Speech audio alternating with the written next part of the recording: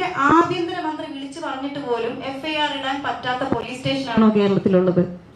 ആഭ്യന്തരമന്ത്രി രമേശ് ചെന്നിത്തല സാറിന്റെ നമ്പർ കണ്ടുപിടിച്ച് അദ്ദേഹത്തെ വിളിച്ചു. ഞാനൊരു 15-20 തവണ ഞാൻ റിങ് ചെയ്തിട്ടാണ് വിളിച്ചത്. കാരണം എനിക്ക് എങ്ങനെയെങ്കിലും അദ്ദേഹത്തോട് സംസാരിക്കണമെന്ന് അത്രയ്ക്ക് ഞാൻ ആഗ്രഹിച്ചിട്ടാണ് ഞാൻ വിളിച്ചത്. വിളിച്ചിട്ട് ഞാൻ അദ്ദേഹത്തോട് സംസാരിച്ചപ്പോൾ അദ്ദേഹം എന്നോട് ചോദിച്ചു FIR ഇട്ടിട്ടില്ലെന്ന് ചോദിച്ചു. ഞാൻ പറഞ്ഞു ഇട്ടിട്ടില്ല എന്ന് പറഞ്ഞു. അപ്പോൾ രമേശ് ചെന്നിത്തല സാർ പറഞ്ഞു ഞാൻ വിളിച്ച് സംസാരിക്കാം. അദ്ദേഹത്തിന്റെ ഫോൺ കട്ട് ചെയ്ത് ഒരു 5 മിനിറ്റിന് ശേഷം എന്നെ പാലാരിവട്ടം സ്റ്റേഷനിൽ നിന്ന് എന്നെ വിളിക്കുകയാണ്. എന്നെ CI വിളിച്ചിട്ട് പറഞ്ഞു എന്റെ പേര്, വയസ്സ്, കാര്യങ്ങളെല്ലാം എഴുതിയെടുത്തു, അക്നോളജ്മെന്റ് അയച്ചിട്ടുണ്ട്. ഞാൻ പരാതി കൊടുത്തതിന്റെ. അപ്പൊ ഞാൻ ചോദിച്ചു FIR ഇടുന്നില്ലേ സാറിന്? അല്ല, അത് ഞങ്ങൾ 14 ദിവസം ഒന്ന് പ്രിലിമിനറി എൻക്വയറി നടത്തണമെന്ന്. ഒരു പെൺകുട്ടിക്കെതിരെ സ്ലട്ട് ഷേമിങ്ങിന്റെ ഏറ്റവും മാക്സിമം ആണ് ട്രെയിലറും ടീസറും പ്രീമിയറും അടക്കം ചെയ്തു വെച്ചിരിക്കുന്നത്. എന്നിട്ടാണ് പോലീസുകാർ പറയുന്നത് ഇത് പ്രിലിമിനറി എൻക്വയറി നടത്തണമെന്ന്. പ്രഥമ ദൃഷ്ടിയ തന്നെ കേസുണ്ട്. FIR ഇട്ടാൽ എന്താണ് കുഴപ്പം?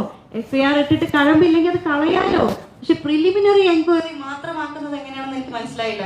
ഒരു സ്റ്റേറ്റിന്റെ ആഭ്യന്തരമന്ത്രി വിളിച്ചു പറഞ്ഞിട്ട് പോലും FIR ഇടാൻ പറ്റാത്ത പോലീസ് സ്റ്റേഷനാണോ കേരളത്തിലുള്ളത്? അപ്പൊ നമ്മൾ ആലോചിക്കേണ്ടിയിരിക്കുന്നു, കേരളത്തിലുള്ള പോലീസ് സ്റ്റേഷനുകൾ എല്ലാം ഇങ്ങനെയാണോ ഇങ്ങനെയല്ലേ എന്ന് നമ്മൾ തീർച്ചയായിട്ടും അറിയണം. ഇപ്പം എന്നെ ജിഹാദി എന്ന് വിളിച്ചു. ഞാൻ പ്രൊഡക്ഷൻ കൺട്രോളർ ഉൾപ്പെടെ ടിനി ടോമിന്റെ ഡ്രൈവർ ഉൾപ്പെടെ മതം മാറ്റാൻ ശ്രമിച്ചു എന്ന് പറയുന്നു. ഡബിൾ ഡാഡി സിൻഡ്രോമാണ് എനിക്കിന്ന് മെസ്സേജ് അയക്കുന്നു. 17 പേരടങ്ങുന്ന എക്സിക്യൂട്ടീവ് കമ്മിറ്റിയുടെ വാട്സപ്പ് ഗ്രൂപ്പിലാണ് അയച്ചത്. അന്നത് സ്ത്രീവിരുദ്ധതയാണ് അയച്ചതെന്ന് പറയാൻ അന്ന് അവിടെ ഒരു പ്രസിഡന്റും ഉണ്ടായിരുന്നില്ല, മറ്റ് എക്സിക്യൂട്ടീവ് മെമ്പേഴ്സും ഉണ്ടായിരുന്നില്ല. വുമൺ കാർഡ് എപ്പോഴും പറയുന്ന ആളുകൾ ശ്രദ്ധിക്കണം. വുമൺ കാർഡ് പറയേണ്ടത് അത് പ്രിവിലേജ്ഡ് ആയിട്ടുള്ള ആളുകളല്ല പറയേണ്ടത്.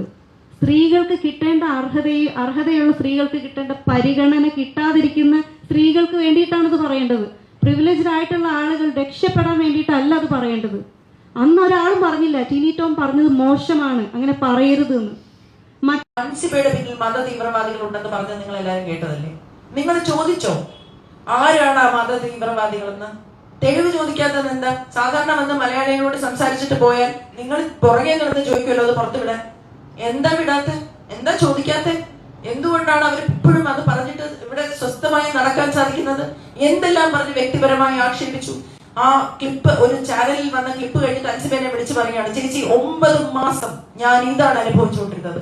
ഒരു കാര്യം പറയുമ്പോൾ പണം വെട്ടിക്കരുതെന്ന് പറയുമ്പോൾ, എക്സിക്യൂട്ടീവ് കമ്മിറ്റിയിൽ തീരുമാനമെടുത്ത പണമേ ചെലവാക്കാവുള്ളൂ എന്ന് പറയുമ്പോൾ, ധൂർത്ത് നടത്തരുതെന്ന് പറയുമ്പോൾ, ഈ പണം ഇതിനുള്ളതല്ല എന്ന് പറയുമ്പോൾ, വ്യക്തിപരമായി ഇരുന്ന് ഇതുപോലത്തെ അശ്ലീലം പറഞ്ഞ് എന്നെ മുഴുവൻ സമയം നോക്കിയും അത് കേട്ട് ചിരിച്ചുകൊണ്ടിരുന്ന കുറെ പേരെയുമാണ് ഞാൻ അവിടെ കണ്ടത്. ചേച്ചി ഇതാണ് ഞാൻ അനുഭവിച്ചത് എന്ന് പറയുക.